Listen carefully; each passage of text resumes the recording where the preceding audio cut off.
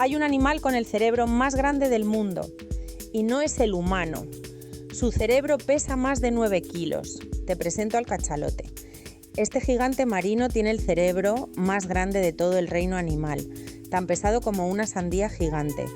Pero lo realmente impresionante es su capacidad para emitir sonidos a 230 decibelios, más fuerte que un disparo.